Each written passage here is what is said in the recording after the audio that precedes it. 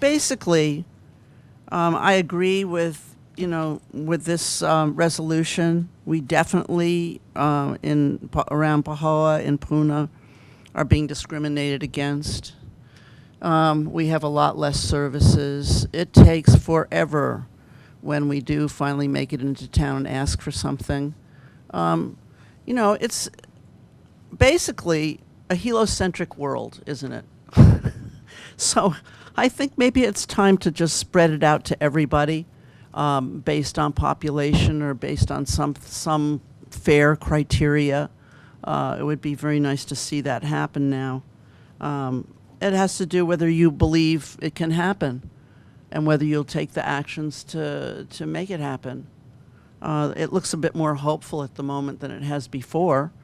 I actually, my particular little project is the senior center, which has to do with programs and activities for senior and senior transportation, which we had a senior transportation survey about 7 or 8 years ago. Never heard anything about it again.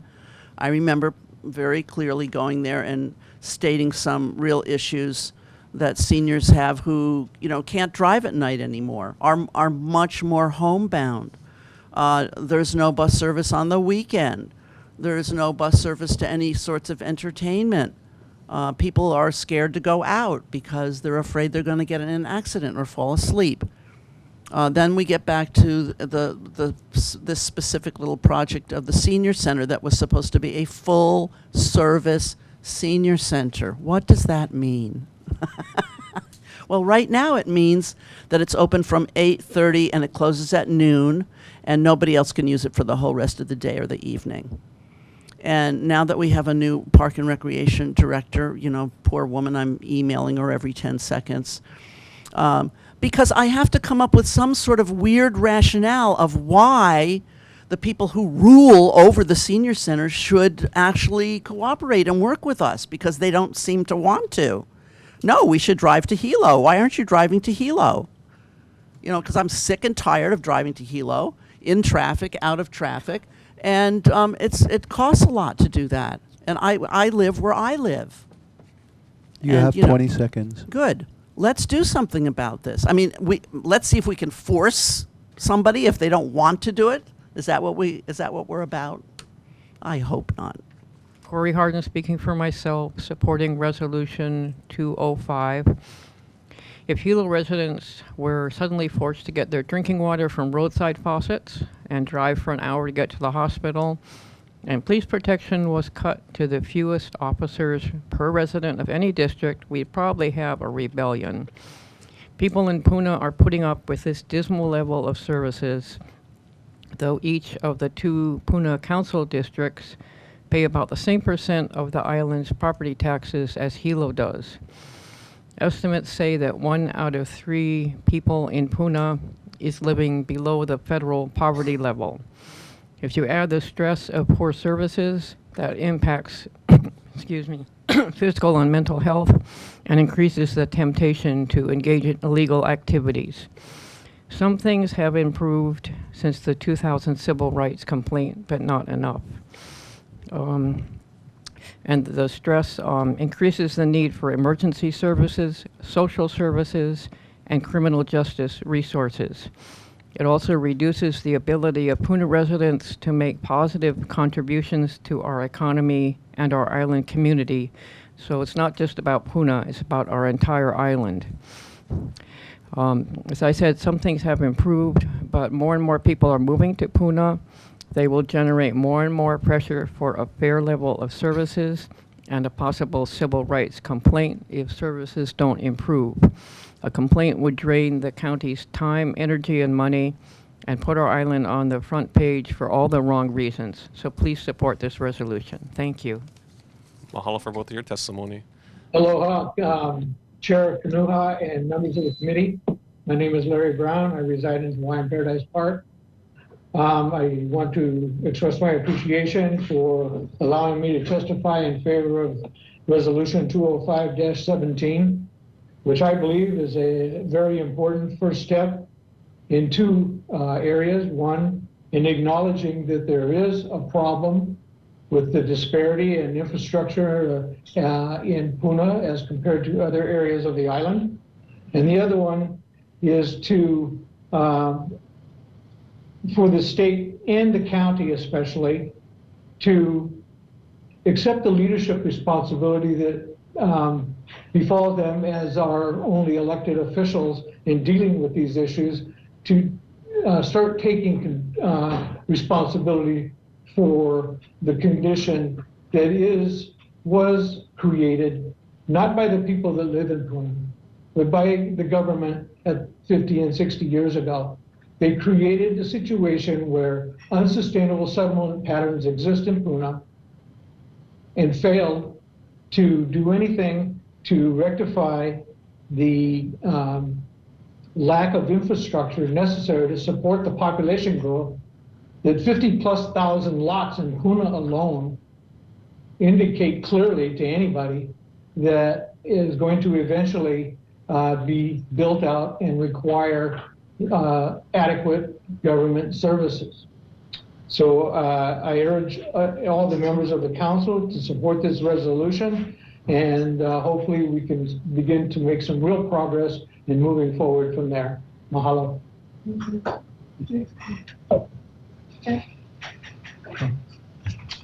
Aloha, my name is Jeffrey Last. I've lived in Puna for 33 years. I've watched it grow, and I've watched the services stay the same. This is a continuing situation out here because we are considered, what's the word I'm looking for? What they used to say over in Honolulu was that, of course, this was years ago, we were all dope growing, smoking, lower class welfare hippies. You know, people are people. We all have our things. We all do our different things. We were labeled, mislabeled. We were mislabeled on purpose, and we're still mislabeled. There's probably people on the council that think the people in Puna are of a lower socioeconomic level. Well, let's say even if we are, we deserve the services. We have the people, we have the population, we pay the taxes. I am totally in support of this bill. It's about time. We're long overdue. Please forget about the good old boys a little bit and the good old boys plan, and please support Puna. I like our representatives that we have now. They were truly elected by the people of Puna and not appointed by good old boys. So please, please get behind each other. Please support us out here. The world is changing. You're watching the United States. You're watching all this insanity going on in Washington. Well, it's going on here too. Change of attitude. Please vote in favor of this. Please put the time and the energy in favor of this. We need it out here. We need it in this country. We could be an example to this state. Look at the disaster over there in the legislature, the state legislature. The deals and the misgivings and the rottenness of it over there. Please change it here. We're the county. We're small. We can do it. You people have the power. Thank you very much. Mahalo for both of your testimony. Coming back here to Hilo, Richard Beidelman, Patty Pinto. My name is Richard Beidelman, and I live in Pahoa. I've lived here for 10 years. And you all got documents from me over the weekend. And I assume that you've all had the opportunity to look at those. So before I say anything, I'd like to know if you have any questions about the documents that I have submitted to you. There might be questions during deliberations about the documents that you submitted, but we can't engage currently. So just, you can continue your Okay, great. your testimony. Take a look at the first document. That's the one on the Pahoa Village Road Government Road. I took some pictures of pedestrians walking along that road, and it's pretty obvious that we are in drastic need of sidewalks.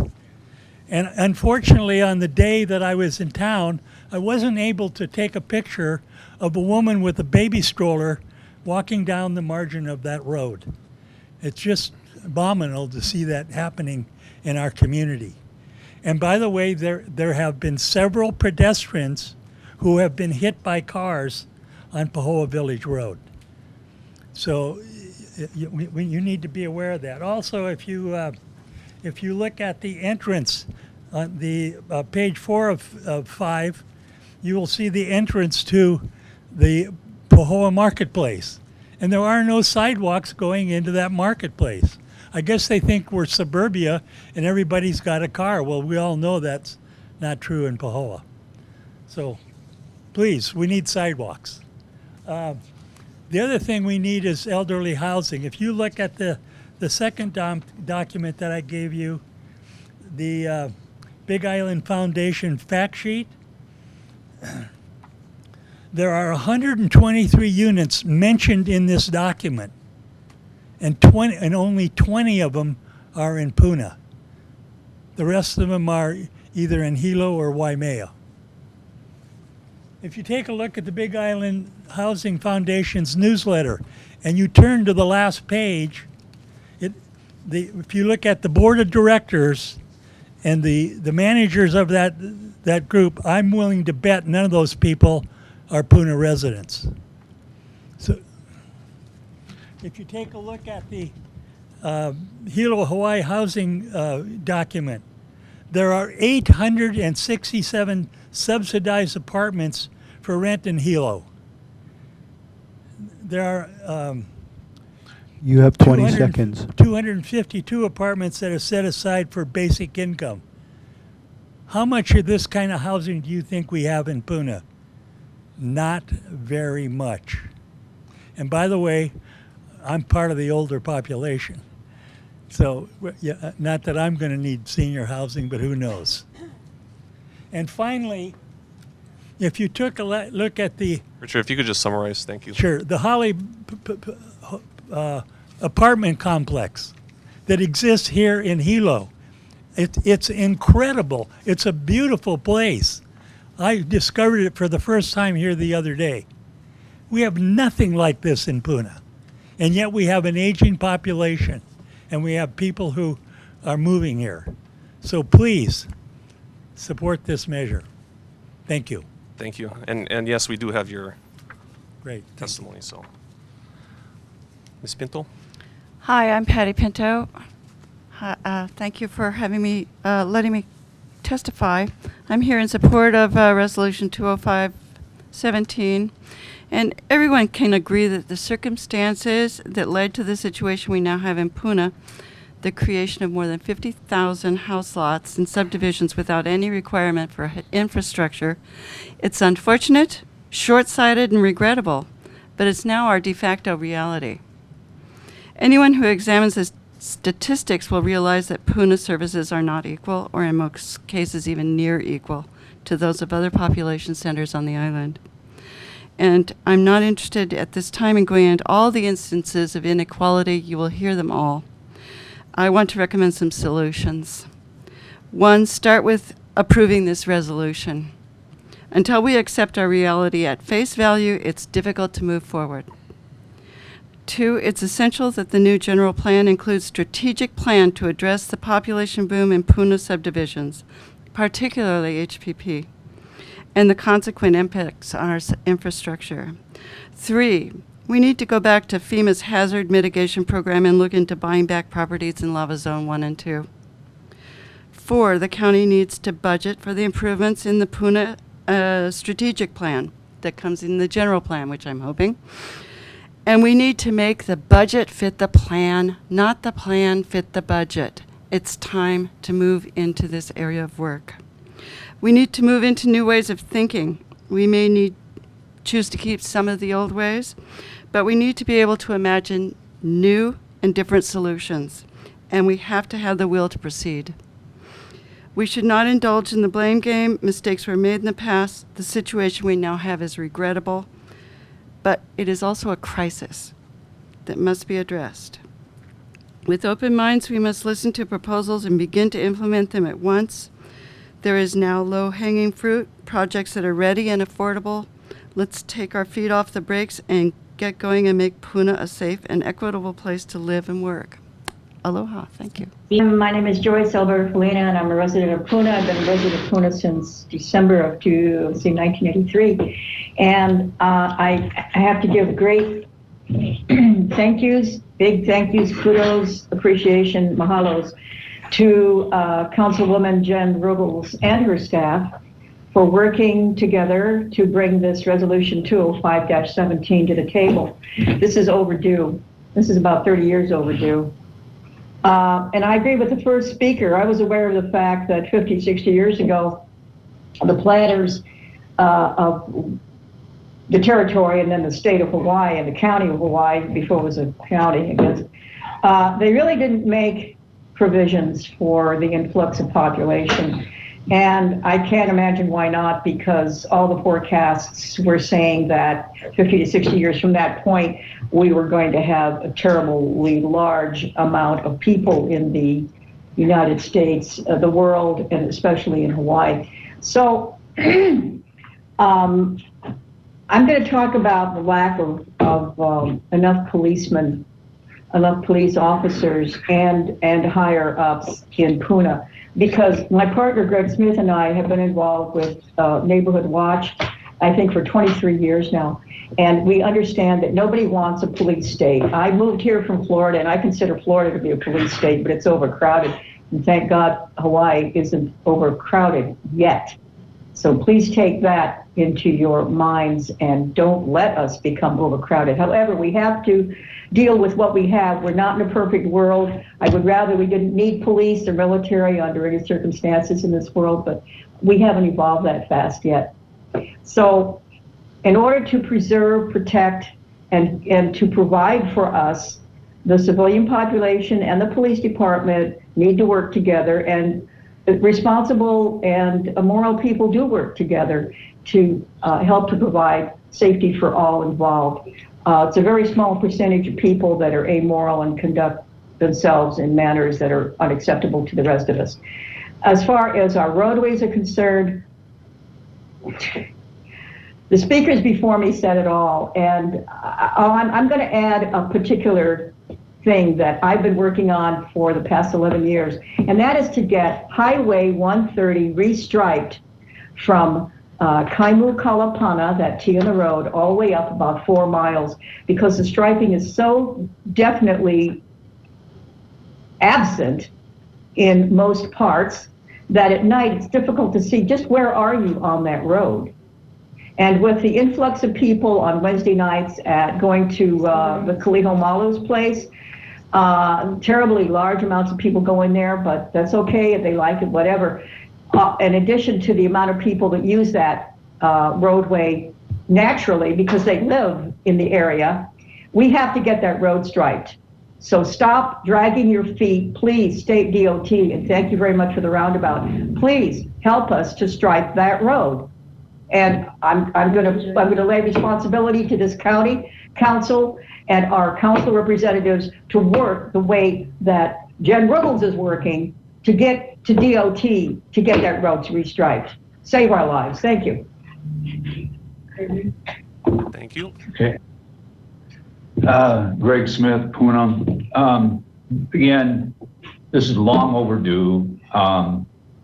And it's sad to me that, we still have to come up after 17 years after a civil rights complaint that we actually are having to come through and reinforce and get over this heliocentric nonsense that's been going on, at least since I've been on the island since 1998.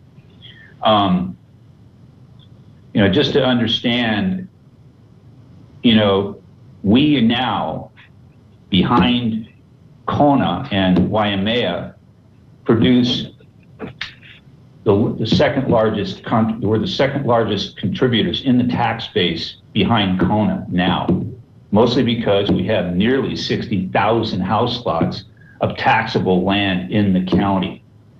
And just like, Kailua Kona for years was getting screwed from Hilo because Hilo just took all the taxes. One of the reasons we have now representational government by district is because somehow or another, the representatives at large in the county council, at least the majority of them, used to come from Hilo. Now, the point of the matter is every district needs some kind, we need services, but Puna has been continuously, for as long as I've been in Hawaii, the fastest growing district in the state of Hawaii, and we're the most underserved. And again, it's kind of rankles me that I have to, we have to come up with a resolution to remind the county council and the state of Hawaii that, we deserve equal services from our tax dollars. And the point is that when I first came to the island, we fishermen out of Pohiki, we were actually making $12 million a year in fish. Just 30 fishermen, $12 million a year. We asked the county and the state of Hawaii to repair the road between Pohiki, Pahoa, and Keau, right? And guess what they told us? Oh, we don't have the money for that. And then we asked them, we told them, oh, that's okay, brah. We'll get the gravel, we'll get the coal mix, and we'll repair the potholes. You know what the county told us and the state? Oh no, that's illegal. You can't do that, because the county and the state own the highways and you can't touch them. People from not only the other districts remember something. Equanimity is the basis of good government. And you got to understand something. By the next census, we might have 3 representatives in Puna. Thank you so much. Aloha. Thank you. Mahalo for both of your testimony. My name is Jamie Schweitzer. I live in Fern Forest subdivision on California Road, and our infrastructure is so lacking. And what specifically do we lack? Well, we lack transportation, for one. You can walk 5 miles in the rain, which you can't do nothing about the rain, I know. But you walk 5 miles in the rain to the Highway 11 across from Haranos, and you catch a bus at 9:30 in the morning to Keau, to Foodland, in the Hilo Keau Shopping Center. You must wait 6 hours for the first bus to go back up the hill to bring your groceries home if you don't have your own transportation. And then you walk 5 miles back into your neighborhood because the bus don't go in your neighborhood. That's just one example. 2 years ago, there was no bus service to the airport. I had to call the Federal Department of Transportation, the State Department of Transportation, the Hawaii Visitors and Conventions Bureau, the Governor's Office, and Helion, and all shamed them into saying that Hilo is the only city in America that doesn't have public transportation to the airport. The very next day, they had a bus to the airport. I think I had something to do with that. I'm not trying to take credit, but we also have no communications. Cell phone usage is a luxury in Fern Forest and Eden Rock and all in the whole area. I'm trying to get a cell phone tower put in my property, on my property. My family has 12 acres in Fern Forest, and we would like to have California opened up into Eden Rock to allow the school buses to go from Eden Rock into Fern Forest instead of going out to the highway and back up the highway and back into Fern Forest, as well as ambulance service, fire service, bus service. We don't have any of that because certain fire trucks won't come in our neighborhood because they want to be on paved roads. Only the green fire truck from Eden Rock will come in our neighborhood. I called Hawaii Telecom. They have a special about internet service. I called them. They said, we don't have that good of lines, phone lines in your community. We cannot offer that service. I called Time Warner Cable. They do not provide internet service or any service in Fern Forest whatsoever. You have 30 seconds. So in closing, I think that we really need to focus on every aspect of how third world country Upper Puna especially is. In Pahoa, you can catch a bus till 9 o'clock at night. Not up in Upper Puna. You can't go to Black and White Night here and then catch a bus and go up back home in Upper Puna or any other functions that the county throws. Thank you. Thank you. Mr. Olson? Mr. Chairman, member of the committee. Why are we here? Well, from my side, I will tell you that the follow-up letter to this complaint has been drafted, and we're going to send it. As was it with the first complaint, it is primarily directed at the actions of the state, but the county has culpability here. We have to send a letter to the Civil Rights Division to ask for a revisitation of where we are. The county will inevitably get sucked up in that, as it was sucked up in the first complaint. The first complaint was not drafted and did not contain any information about the County of Hawaii. The federal investigators who investigated the complaint added the County of Hawaii to the complaint. The CAC, the Citizens Advisory Committee, did not draft a complaint against the county. The investigators brought up the shortcomings of the county along with the shortcomings of the state. To get any action from the state, the whole thing is going to have to come back onto the table. You are going to be involved. The reason I'm here today is I'm hoping that we will have much further discussion of this so that we have some understanding of how we're going to move forward on the county part of it, and not simply have a federal government come in and impose its will upon us. I'm not looking forward to that. But that is going to be the outcome if we don't have some kind of understanding of how we move on. The state, I'm going to rain on them if I can. They have totally abandoned us, and this last year at the legislature was just insult to literal injury. They are going to do nothing for us. They've made it very clear in their public presentation and in their actions at the legislature. What a Trump administration is going to do with this, I have no idea. And therein lies the danger. So we better get our act together on this end so we have an understanding of what we're asking for. You have 30 seconds. I actually plan to live longer than that. Thank you. Hello, Sarah Steiner. Moved to Pahoa January 1st, 1985. And I've kind of been helping a little bit on this civil rights complaint. I didn't have time to make any new pie charts yet with the mayor's new budget. Those pie charts really show, you know, what we're getting compared to what the rest of the island is getting in a little picture with colors instead of pages and pages, 113 pages or, you know, 157 pages of sideways facing Excel spreadsheets that you can't read and nobody figures out. Just a really fast thing about the bus. I try to do a paralegal job in Hilo, taking the bus in Pahoa, and the earliest bus is 8:15. So I'm there at 8:15 and I get to Pahoa. Hilo bus station, it's like after 9 o'clock. So I'm getting to work, you know, not at 8 or not even at 9. And then I have to get to the bus by 4 o'clock to get home. Or if I want to take the 5 o'clock bus and work maybe 6 hours instead of 5 hours, then it takes me almost 2 hours to get home because then one bus has to go everywhere in Lower Puna before they get to Pahoa. The next thing is the mayor's little, talking about the budget, just the bias against Puna and the capital, the improvement, the loans they're going to take out, 37 projects.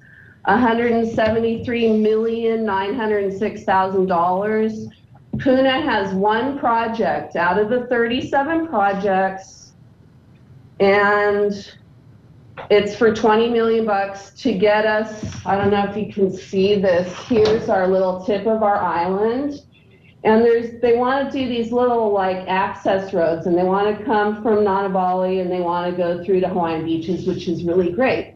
The problem is there's like 10 or 20 or 30,000 of us, that they're still going to then funnel back on from Shower Road through to KL. There's nowhere between Shower Road and KL for people to get any off the road. There's no way to get anywhere. And you can see by just the accident the other day on the highway, it was closed for 3 hours. So this little $20 million road way down in the list of the priorities is not even going to be a secondary access road to anywhere. I mean, it'll get us to Paradise Park. So it's a start, but it really does show a bias. The budget increased from March until May right now, an extra $40 million. It looks like another $20 million went to the KH was already getting a sewer for $27 million. Now they get $47 million sewer. A lot of people are getting sewers in this thing, nothing for Pahoa. You guys it's obvious that we're getting discriminated. Thank you. Thank you. Thank you, Ms. Steiner, for your testimony. Okay, coming back here to Hilo, Ms. Lauren. Good afternoon, ladies and gentlemen. My name is Susan Lauren. I'm a resident of District 5 in Puna. And I have been working with Mr. Olson and others on a research project to determine what, if anything, has really changed since 1998, when the civil rights complaint referred to in the proposed resolution was filed with the Federal Highway Administration. What has changed dramatically over the last almost 20 years is the number of people affected by the discrimination. Puna is now approximately 1/4 of the people on this island and is predicted to grow faster than any other district through the year 2035. What has not changed? The disparity between population and the percentage of state and local investment in infrastructure and basic public services in Puna District has not changed. Some of our research is summarized in what are marked Exhibits 4, 5.1, and 5.2, which I believe you have in conjunction with Mr. Olson's testimony. Those exhibits speak for themselves, but basically investment in capital improvements between 2000 and 2016 has been negligible, and the sample of operations and maintenance expenses between 2012 and the present is nowhere near proportional to Puna's population. Public services, which other communities take for granted, are not available to many and sometimes all Puna residents. Things that we are expected to live without include paved or even regularly graded or otherwise maintained roads in most residential areas, public water, public wastewater facilities, the lack of which precludes both significant medical facilities and local employment opportunities. We do not have a hospital or a dialysis unit. We have no reliable public transportation on a schedule that allows a person to hold down a full-time job. We do not have adequate emergency services, and we do not have adequate police protection. You have Puna 30 seconds. Ooh. Puna has fewer police officers per capita. Okay. In summary, the other thing that has not changed is your local land use planning. It's got to change. You cannot zone massive small lot subdivisions agriculture as a method of getting around providing public services and infrastructure. In summary, I ask you to work with us, please, with Puna residents and our representatives, now, this year and in the future, to bring the families of Puna out of the third world, beginning with approval of Resolution 20517. Thank you. Thank you, no problem. I'll let you finish your summarization, so don't have to rush. Oh. Thank you. Ms. Savage. Hi, thank you. Thank you for the opportunity to speak today. I'm in support of the bill.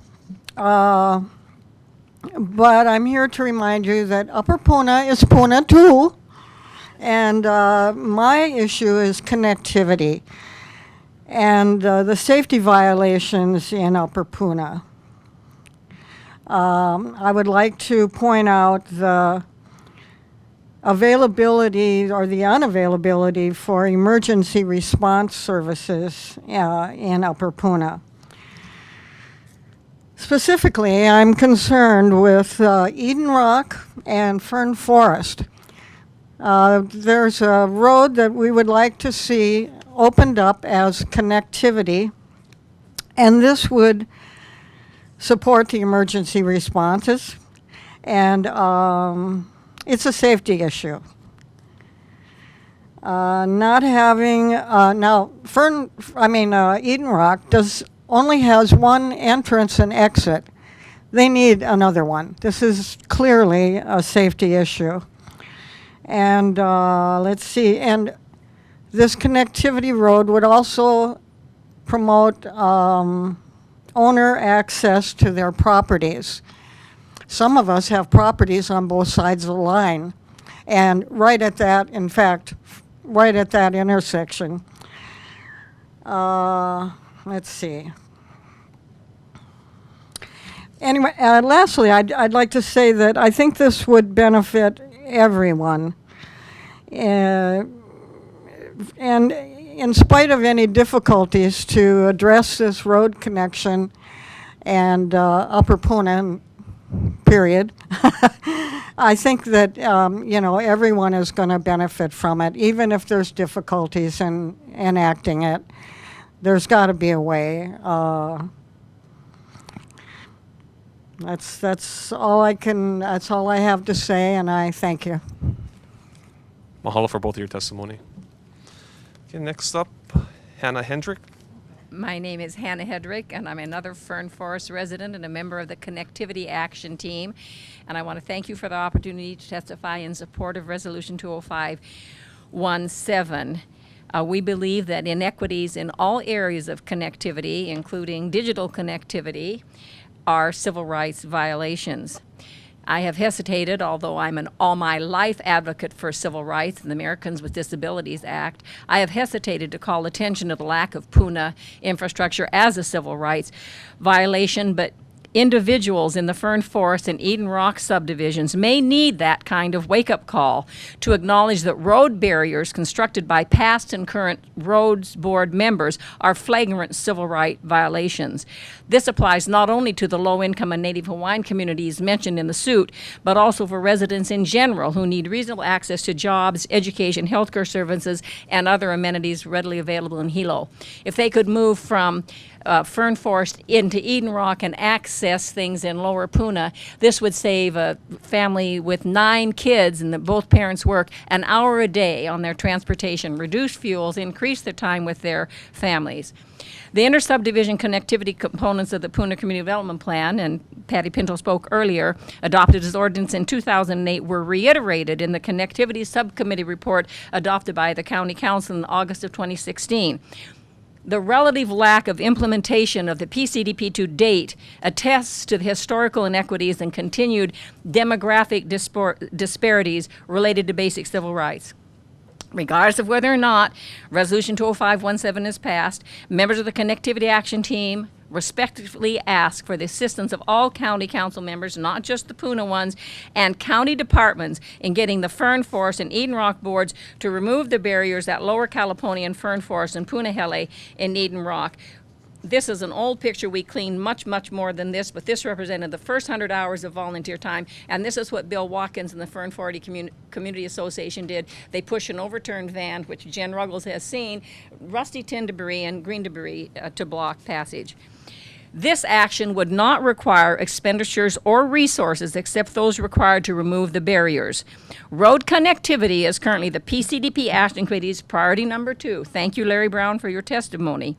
Physical connectivity between Fern Forest and Eden Rock is essential to resident civil rights, including access to their property, to resident health and safety, including access to police and fire services, to sustainability, to individual emergency and public transportation. We ask for help in developing a grassroots inter-subdivision connectivity model at the connectivity location linking Fern Forest with Eden Rock. And I have 5 activities we'd hope to take place there. This is part of the PCDP action plan. My name is Hannah Hedrick, H-E-D, no N, H-E-D-R-I-C-K, 808-968-7013. All about connectivity.